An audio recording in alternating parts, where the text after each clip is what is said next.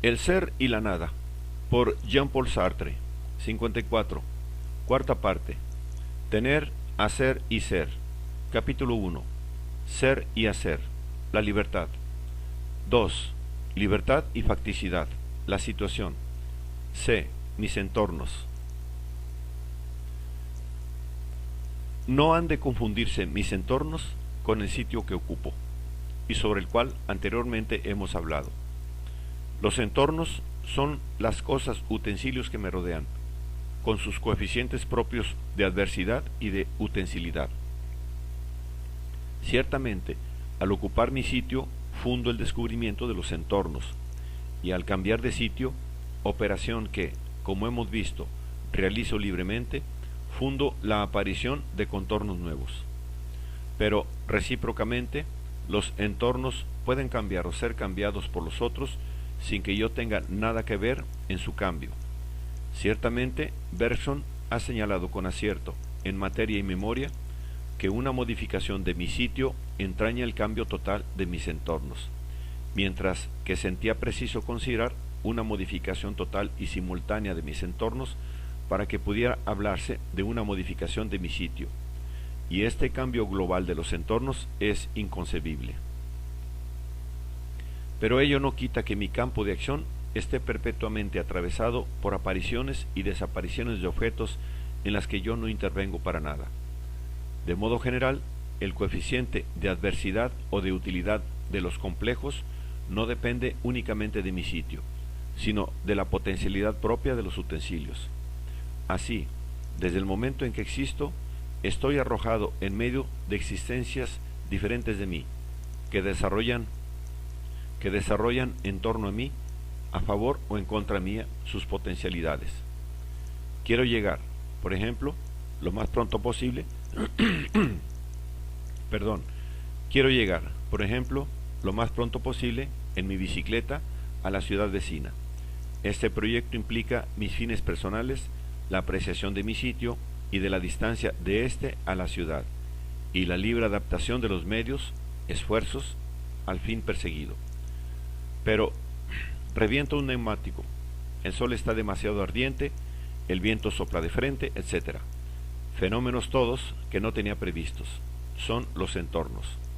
Ciertamente se manifiestan en y por mi proyecto principal. Por este, el viento puede aparecer como viento en contra o como buen viento. Por este, el sol se revela como calor propicio o incómodo.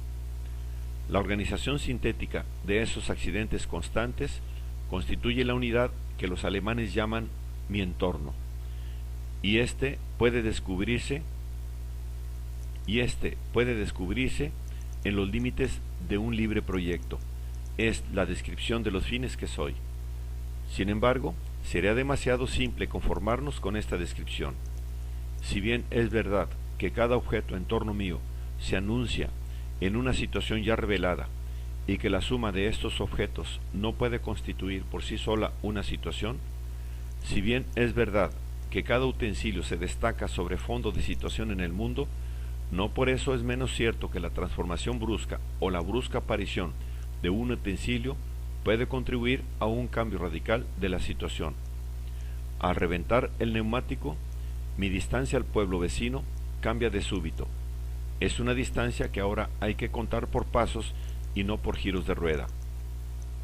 Puedo adquirir por este hecho la certeza de que la persona a quien quiero ver ya habrá tomado el tren cuando yo llegue, y esa certeza puede traer aparejadas otras decisiones de parte mía: volver a mi punto de partida, enviar un telegrama, etc. Incluso puedo, por ejemplo, si estoy seguro de no poder cerrar con esa persona el trato proyectado, dirigirme a otro y firmar otro contrato. Puede inclusive que abandone enteramente mi tentativa y tenga que constatar un fracaso total de mi proyecto.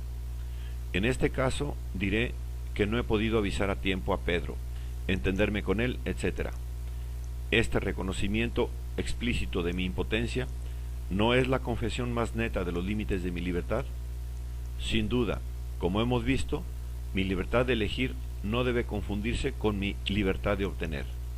Pero, ¿acaso no está ahí en juego mi elección misma? puesto que la adversidad de los entornos es precisamente, en muchos casos, ocasión del cambio de mi proyecto? Antes de abordar el fondo del debate, conviene precisarlo, y si los cambios que sobrevienen en los entornos pueden entrañar modificaciones a mis proyectos, ello no puede ser sino con dos reservas. La primera es que no pueden llevar consigo el abandono de mi proyecto principal, que por el contrario sirve para medir la importancia de esos cambios. En efecto, si estos son captados como motivos para abandonar tal o cual proyecto, no puede ser sino a la luz de un proyecto más fundamental.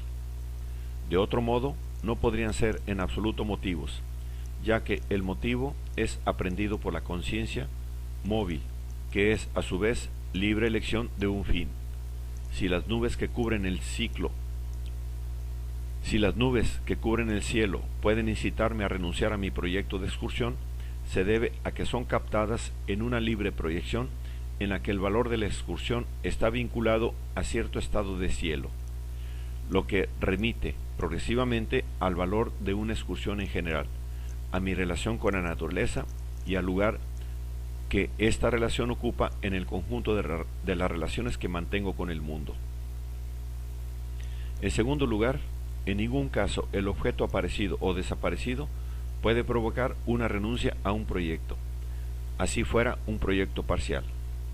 Es preciso que ese objeto, en efecto, sea aprendido como una carencia de la situación original. Es preciso, pues, que el dato de su aparición o desaparición sea nihilizado, que yo tome distancia con respecto a él y, por consiguiente, que decida por mí mismo en su presencia. Como lo hemos mostrado, ni aun las tenazas del verdugo nos dispensan de ser libres. Esto no significa que siempre sea posible soslayar la dificultad, repasar la avería, sino simplemente que la imposibilidad misma de persistir en cierta dirección debe ser libremente constituida. La imposibilidad viene a las cosas por nuestra libre renuncia, lejos de estar nuestra renuncia provocada por la imposibilidad de la conducta que había que seguir. Una vez dicho esto, ha de reconocerse que la presencia de lo dado, también en este caso, lejos de ser un obstáculo a nuestra libertad, es reclamada por la existencia misma de ésta. La libertad es cierta libertad que soy yo. Pero, ¿qué soy, sino cierta negación interna del en sí? Sin este en sí que niego, me esfumaría en nada. En nuestra introducción indicamos que la conciencia puede servir de prueba ontológica de la existencia de un en sí. En efecto, si hay conciencia de algo, es preciso originariamente que este algo tenga un ser real, es decir, no relativo a la conciencia. Pero ahora vemos que esa prueba tiene un alcance más amplio. Si he de poder hacer algo en general, es preciso que ejerza mi acción sobre seres cuya existencia sea independiente de mi existencia en general y singularmente de mi acción. Mi acción puede revelarme aquella existencia, pero no la condiciona. Ser libre es ser libre para cambiar. La libertad implica, pues, la existencia de entornos que cambiar, obstáculos a franquear, instrumentos a utilizar. Por cierto, ella los revela como obstáculos, pero no puedo sino interpretar, por su libre elección, el sentido del ser de los entornos. Es preciso que estén simplemente ahí, en bruto, para que haya libertad.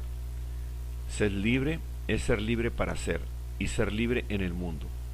Pero si es así, la libertad, al reconocerse como libertad de cambiar, implícitamente reconoce y prevé en su proyecto original la existencia independiente de lo dado sobre lo cual se ejerce.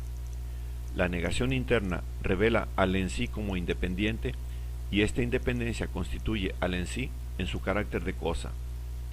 Pero entonces, lo que la libertad pone por el simple surgimiento de su ser es su propio carácter de ser como un quehacer referente a algo distinto de ella misma. Hacer es, precisamente, cambiar lo que, para existir, solo necesita de sí mismo. Es actuar sobre aquello que, por principio, es indiferente a la acción y puede proseguir sin ella su existencia o su devenir. Sin esta diferencia de interioridad del en sí, la noción misma de hacer perdería su sentido. Lo hemos mostrado antes, con motivo del deseo y la decisión, y por consiguiente, la propia libertad se desmoronaría. Así, el proyecto mismo de una libertad en general es una elección que implica la previsión y la aceptación de resistencias cualesquiera. No sólo la libertad constituye el marco en que en sí es, por lo demás indiferentes, se revelarán como resistencias, sino que también su propio proyecto en general es proyecto de hacer en un mundo resistente, por la victoria sobre esas resistencias. Todo proyecto libre prevé, al proyectarse, el margen de imprevisibilidad debido a la independencia de las cosas, precisamente porque esta independencia es aquello a partir de lo cual se constituye una libertad. Desde el momento en que proyecto ir al pueblo vecino para verme con Pedro, los pinchazos, el viento en contra, 1000 accidentes previsibles e imprevisibles comprendidos en mi proyecto mismo y constituyen su sentido. Así, el pinchazo inopinado que trastorna mis proyectos viene a ocupar su sitio en un mundo por mi elección, pues nunca he cesado, por así decirlo, de expresarlo como inopinado. Y aun si mi camino ha quedado interrumpido por algo en que estaba a 1000 leguas de pensar, como una inundación o un desastre, en cierto sentido, este algo imprevisible estaba previsto. En mi proyecto se dejaba cierto margen de indeterminación para lo imprevisible. O, los romanos reservaban en sus templos un sitio a los dioses desconocidos, y ello no por experiencia de los duros golpes o por prudencia sistémica, sino por la naturaleza misma de mi proyecto. Así, en cierta manera, puede decirse que la realidad humana no es sorprendida por nada.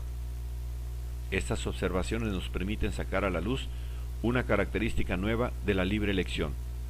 Todo proyecto de la libertad es un proyecto abierto y no un proyecto cerrado. Aunque enteramente individualizado, contiene en sí la posibilidad de sus modificaciones ulteriores. Todo proyecto implica en su estructura la comprensión de las cosas del mundo.